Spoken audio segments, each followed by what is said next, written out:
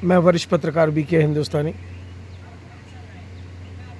संगठन मंत्री Madhya Pradesh, national media foundation नई दिल्ली, समूह पत्रकारिता परिषद नई दिल्ली, बीके हिंदुस्तानी यूट्यूब से के माध्यम से मध्य प्रदेश सरकार और केंद्र सरकार से निवेदन कर रहा हूं कि देश में और प्रदेश में जो अवैध उत्खनन किए जा रहे हैं और अवैध उत्खनन की आड़ में माफिया सरपंचों को, शिक्षकों को, पत्रकारों को एवं पुलिस के कर्मचारियों को एवं अन्य लोगों को जान से मारने की धमकी दे रहे हैं। अभी कुछ दिन पहले ही एसडीएम नसरुल्लागंज जी ने जिन्हें माइनिंग की एक पर्यावरण को लेकर बैठक बाबरी में ली थी। यह गांव बाबरी थाना रहटी के अंतर्गत आता है, तहसील रहटी लगती है उसे, और बच्चों का स्कूल, पंचायत भवन, बच्चों का आंगनबाड़ी, ये तीनों संस्थाएं गांव से बाहर शासकीय जमीन पर मौजूद है। उसी स्कूल के सामने बच्चों को खेलने के लिए, खेल के आयोजन करने के लिए भूमि सुरक्षित रखी गई है पंचायत के द्वारा, सरकार के द्वारा, पर रेत माफियाओं ने वहाँ पर काफ़ी दिनों से कब्जा करके रखा है। उस गांव के गिने चुने 10 से 12 ऐसे लोग हैं जो किसी समय 1-1 रुपए के लिए तरसते थे। आज वे करोड़पति हो गए। उनके पास में सरकार के माध्यम से शस्त्रों के लाइसेंस भी मिल चुके हैं, ऐसा जानकारी मिली है, और स्थायी जानकारी भी हम लेने का प्रयास कर रहे हैं। मैंने स्वयं ने इस मामले में एसडीएम नसरुल्लागंज से, थाना प्रभारी रहटी से भी चर्चा किया हूँ। मैंने विषय यह है कि इन तीनों संस्थाओं के सामने में, ये तीनों संस्थाएं एक ही बाउंड्री वॉल के अंदर हैं, आंगनबाड़ी, पंचायत भवन और स्कूल, और तीनों संस्थाओं के लोग मुख्य मार्ग से होते हुए इन तीनों संस्थाओं में पहुंचते हैं और नित्य प्रति कोई ना कोई काम से आते रहते हैं। पर गांव के कुछ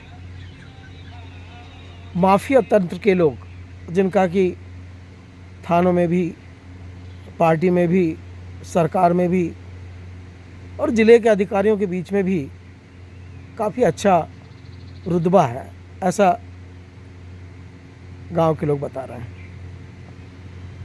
मैंने स्वयं में भी वहाँ भी गया था, दौरा किया मैंने देखा कि वहाँ बच्चों को खुलकर खेलने के लिए कोई स्थान नहीं है।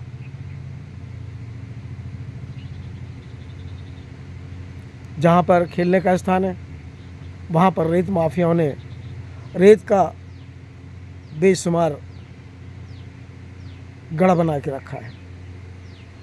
हजारों की तादाद में वहाँ पर ट्रकें आती हैं, रात दिन कोई समय नहीं है उनका, रात दिन ट्रैक्टर, ट्रालियाँ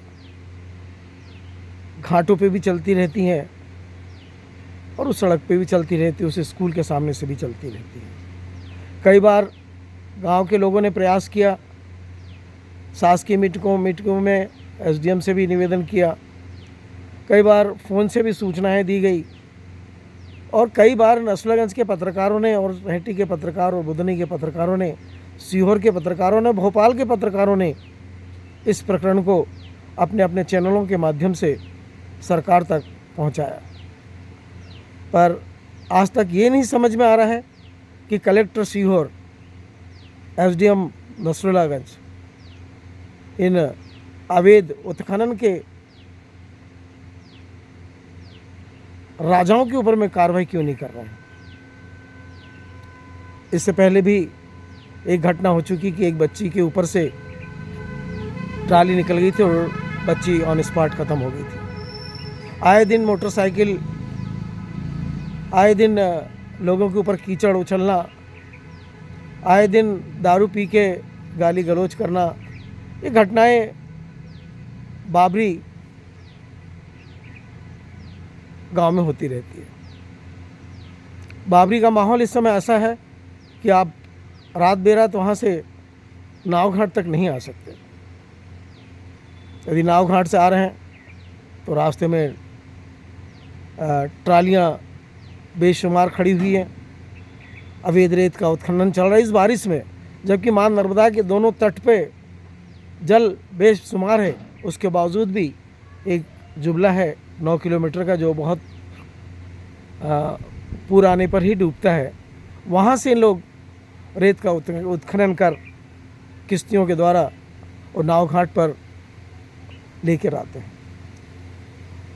यदि आप मेरी बातों पे यकीन करें या देखना चाहें तो आप उस गांव का दौरा कीजिए। ऐसा लगता है कि यहाँ पर प्रदेश की बहुत बड़ी मंडी चल रही है।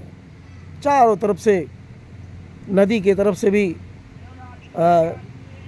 ट्रालियों से रेत आ रही है, नाव घाट से भी नाव को खड़े होने को जगह नहीं है वहाँ से भी, और जो सरकारी रास्ता है उस पर भी, और कई जगह से अवैध माफियाओं ने इस तरीके से घाट को खोद दिया है जैसे कि सरकार के नुमाइंदे हैं और माइनिंग विभाग के वो अधिकारी हैं। राजस्व के अधिकारी 8-8, 9-9 बोलेरो लेकर आते हैं, कार्रवाई कुछ नहीं करते हैं और चले जाते हैं। क्या कारण है इसका? ये जांच का विषय है।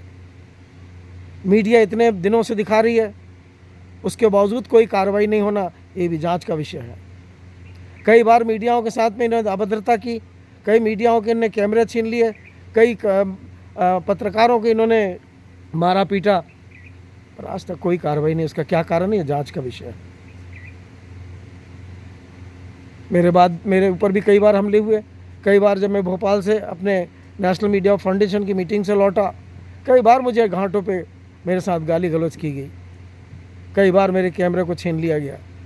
पर बार बार पुलिस में कंप्लेंट कर कर के मैं इतना परेशान हो गया कि मुझे समझ में नहीं आता कि इन माफियाओं के ऊपर में शासकीय अधिकारी कोई कार्य करना क्यों नहीं चाहते हैं, इनके ऊपर कानूनी कार्रवाई क्यों नहीं करना चाहते हैं। दिखावे के रूप में साल में 1-2 बार माइनिंग आ जाती है, साल में 1 आध बार पुलिस आ जाती है, साल में 1 आध बार एसडीएम साहब आ जाते हैं। ऐसा क्यों होता है? क्या चाहते हैं देश को? क्या ये पूरा देश माफियाओं के सुपुर्दनामे करना चाहते हैं? क्यों कार्रवाई नहीं होती इनके ऊपर में, जबकि मछली के ऊपर में प्रतिबंध लगा हुआ है, रेत के ऊपर में प्रतिबंध लगा हुआ है, लकड़ी के ऊपर में प्रतिबंध लगा हुआ है, पर फिर भी ना तो मछलियों की आवाजाही को रोकी जा रही है, ना रेत की आवाजाही को रोकी जा रही है, ना गाँव के बीच से निकलने वाले बड़े वाहनों को नहीं रोका जा रहा। स्कूल चल रहे हैं, स्कूल की पढ़ाई चल रही है, पंचायतों के कार्य चल रहे हैं, सामने ही 15 अगस्त आ गया है, झंडा यात्राएं निकल रही हैं, और उन माफियाओं को कोई मतलब नहीं झंडा यात्रा से, या कोई मतलब नहीं है 15 अगस्त से, या कोई मतलब नहीं पंचायतों की मीटिंग से, ना कोई मतलब है उनके स्कूल के संचालन से। उनका तो मकसद यही है कि रेत, अवैध रेत को खोदो और लाखों और करोड़ रुपए कमाओ, और जो बीच में आया उसको रेत की तरह पीस डालो। कई प्रकरण, अधिकारियों को इन्होंने मारा, एसडीएम को मारा इन्होंने, कलेक्टर की गाड़ियों को इन्होंने रोका, अधिकारियों की कई बार अभद्रता की इनने, पर सरकार इनके ऊपर कार्रवाई नहीं करती। डॉक्टर मोहन यादव जी पे बहुत उम्मीद थी, वर्तमान मुख्यमंत्री जी पे, कि वो कुछ कार्रवाई करेंगे, पर वो भी बात 1 सेकंड की रहती है। एक दिन नोटिस आ जाता है, कार्रवाई हो जाती है और 3 दिन बाद फिर वही जो पिछले समय हुआ रहता वही फिर से होने लगता है। मुझे आज इसलिए कहना पड़ा कि मेरे पास अभी तक 350 लोगों ने संपर्क किया। सबका एक ही निवेदन है कि सर, क्या हम न्यायालय जाएं? क्या सर हम मुख्यमंत्री के पास जाएं? क्या सर हम पुलिस में जाएं? मैंने कहा कहीं जाने से कोई फ़ायदा नहीं है। पुलिस भी कुछ दिन के लिए करेगी, उनके पास स्टाफ की कमी है, फिर ठंडी पड़ जाएगी। एसडीएम साहब पास में जाओगे, एक दिन कार्रवाई करेंगे, उसके बाद वो बंद हो जाएंगे, क्योंकि उनके पास भी बहुत सारे काम हैं। मुख्यमंत्री जी के पास जाओगे, उनके पास भी बहुत काम है, एक दिन के लिए वो आवाज़ उठाएंगे। कलेक्टर के पास जाओगे, बस 1-2 दिन कार्रवाई होगी, उसके बाद फिर वो शिथिल हो जाएगा। इसलिए कहीं जाने की ज़रूरत नहीं है। आप तो बर्दाश्त करना सीख लो, इन माफियाओं को बर्दाश्त करना सीख लो, या माफिया बन जाओ। आप भी रेत चोरी करने लगो, आप भी लकड़ी चोरी करने लगो, या आप भी मछलियों की अवैध निकासी करने लगो। तो समय की नज़ाकत को सरकार समझ नहीं रही है। यही जिन माफियाओं को शरण दिया था, जिस समय इनके पास 1 रुपया नहीं था, इन अधिकारियों ने इनको शरण दी थी कि ठीक है कर लो, गरीब हो, ठीक है कर लो, गरीब हो। और आज उन्हीं अधिकारियों की गाड़ियों को ये ट्रैक्टरों से रोक लेते हैं। वही लोग जो दाने दाने के लिए तरसते थे, वही आज अपराधियों को रोक रहे हैं, पत्रकारों को रोक रहे हैं, आम जनता को परेशान कर रहे हैं, छोटे छोटे नन्हे मुन्ने बच्चों की ज़िंदगी से खेल रहे हैं। जिस स्कूल से ये पढ़ के निकले, उस स्कूल की व्यवस्थाओं को ये बिगाड़ रहे हैं। जिस पंचायत की सील से इनके काम चल रहे हैं, उस पंचायत की व्यवस्थाओं को ये बिगाड़ रहे हैं। मुझे आज इतना कहना इसलिए पड़ रहा है कि मेरे पास समय का अभाव है, क्योंकि पूरे प्रदेश की जवाबदारी मुझे मेरे राष्ट्रीय अध्यक्ष राजेंद्र जैन ने दी है, और मैं बारिश के ख़त्म होने के बाद में नेशनल मीडिया फाउंडेशन के सभी ज़िलों के दौरे करने जा रहा हूँ। इसीलिए मेरे पास बारिश के बाद समय नहीं रहेगा कि मैं इन अवैध उत्खनन वालों के पीछे लगूं या किसी की बात को सुन सकूं, क्योंकि मुझे संगठन की जवाबदारी दी गई है और बड़ी उम्मीदों से दी गई है। इससे पहले भी मैं सलभ भदौरिया के साथ श्रमजीवी पत्रकार संघ में 22 साल तक मैंने काम किया। संगठन को मजबूती दी गई और सबने मिलकर मजबूती दी। फिर हम उसी मजबूती के साथ में आज नेशनल मीडिया फाउंडेशन को भी ऊपर उठाना चाहते हैं। इसीलिए मैं वरिष्ठ पत्रकार BK हिंदुस्तानी, संगठन मंत्री नेशनल मीडिया फाउंडेशन नई दिल्ली, निवेदन करता हूं मध्य प्रदेश सरकार के वर्तमान मुख्यमंत्री डॉक्टर मोहन यादव से एवं प्रदेश के सभी कलेक्टरों से, प्रदेश के सभी SDMओं से एवं प्रदेश के सभी SPओं से और थाना प्रभारियों से कि व्यवस्थाओं में सुधार किया जाए। नहीं तो एक समय आएगा कि यही माफिया लोग हमारे लिए सिरदर्द हो जाएंगे और उस सिरदर्द की कोई दवा पूरे हिंदुस्तान में नहीं मिलेगी। जय हिंद, जय भारत।